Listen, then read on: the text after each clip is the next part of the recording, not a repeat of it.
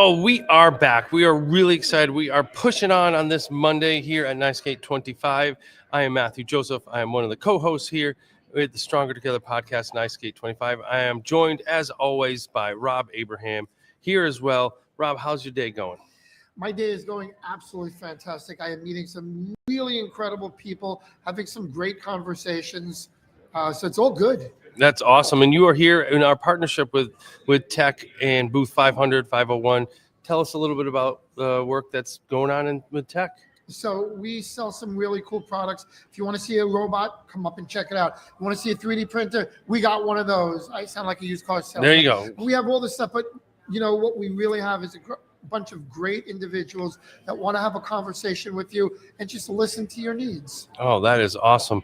No, talking about awesome people and presentations and everything like that, I want to bring in our next guest, Allison Bacon, to share a little bit about her work and her sessions here at NICE. So, Allison, welcome to the podcast. Thank you so much. I'm really grateful to be here. I'm excited to share what's going on, and the conference is going so well already. So I have two presentations tomorrow, one at 9 and one at 11. I'm doing AI-powered tools in Google Classroom with Google at 9 a.m. And then I'm doing an enhancing student engagement with Brisk, AI-powered learning tools at 11.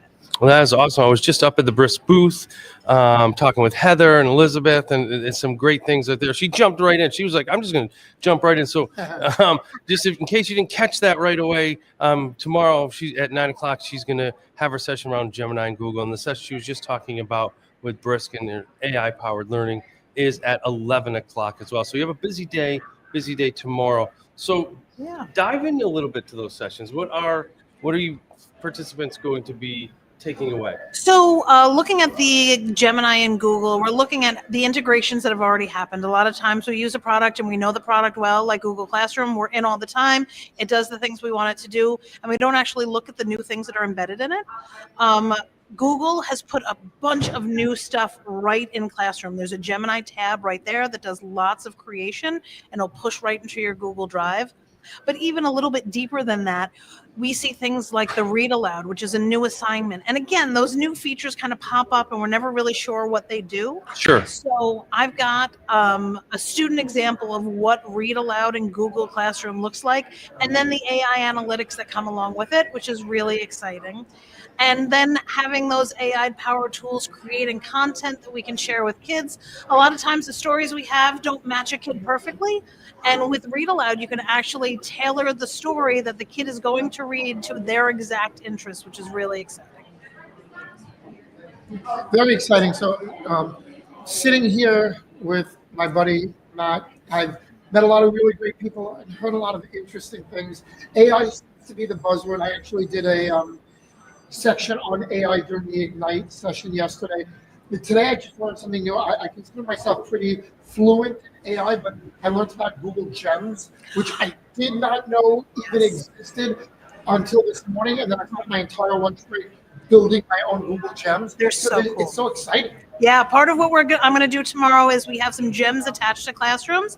And I was really fortunate. One of my colleagues back in OSSINING, we created a cognate text leveler gem, which lets you bring a text level down to an accessible place. But for our English language learner friends, it focuses on the cognates. So the verbs that are the same in English and in Spanish. So when they read it, it makes it even more accessible. And the time it would take for a person to identify all of those cognates and rewrite it, we'd never have the time, but being able to make a gem that I can just copy and paste the text in and it's automatically going to make it for me is fantastic.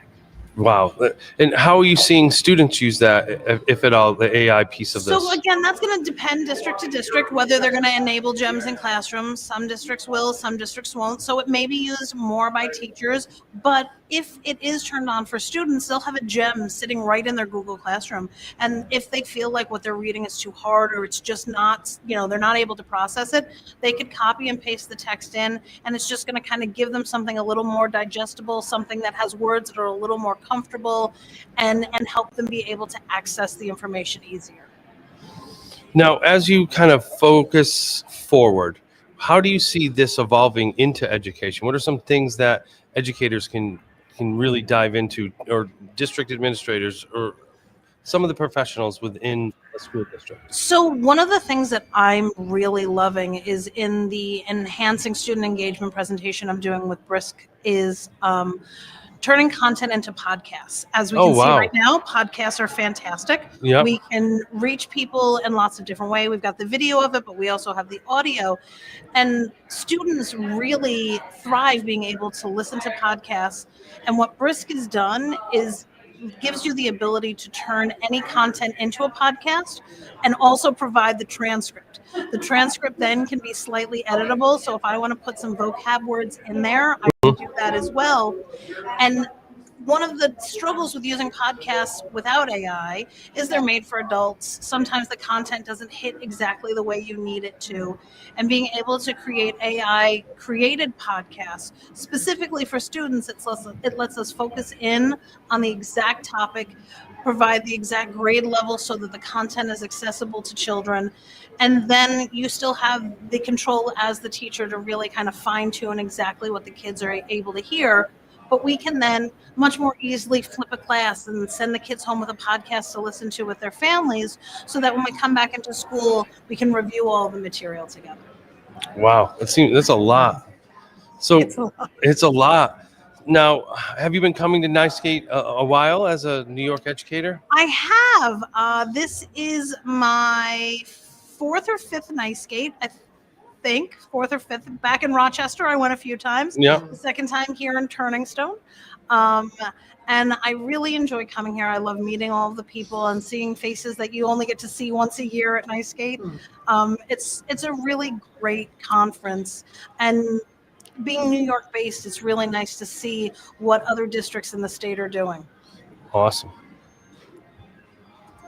Well, that's been the theme that a lot of people have been talking about today was how this is a big conference, because it really is, but it doesn't feel like a big conference. It feels like a smaller, more intimate conference because it's just the vibe. Everybody is just so in like the same kind of vibe and mentality. So it's really nice. Some of the bigger ones like FETC or ISTE, and I love those conferences. It's just very overwhelming. This one, even though it's still a big conference, I feel like there's so much you can get and take away from it. So my question for you, and we've been asking this to pretty much everyone who's been coming in here. Thank you for joining us on the Stronger Together podcast. What does the word Stronger Together mean to you? Well, I think what it really means is that we have a community. And the community really lifts each other up here. It's not a competitive place. We're not trying to show up anybody. We're really trying to share and collaborate and support each other. And everybody really lifts each other up. I've met some wonderful people here that I've learned so much from, but they weren't just there to teach me. They were there to include me and bring me into their groups and let me be a part of the conversation and listen to what I have to say. And I mean, people that I have admired for years are like, oh, sit down, have lunch. And it's such a wonderful thing as one walks by right now that I think of all the time of my friend Lori Guion. Yes, Lori my Guion. Smile Factor. Who turns out she host. and I had very similar lives, and everything she does, I'm so mesmerized and watch all of it, and yet feel included whenever I'm around. That is awesome. She is a special person, and I enjoy working, collaborating, publishing with her, and doing our own podcast together as well. Well, Allison, it was great to meet you. And I hope you have a great. Are you sticking around for the next 2 days? I am. Yep. Presenting tomorrow, and I'm going to go hit the keynote right now. Awesome. And just a reminder, if you are here tomorrow, make sure to check out her Gemini session. That is at 9:00 in the Mohawk Conference Center, and then at 11:00, enhancing student engagement with Brisk, and that's in the Oak Tower meeting room. So have a great time tomorrow and enjoy the rest of the afternoon. And you are off now to the keynote. Have a great rest of the day. Thank you for including me. Have a great day.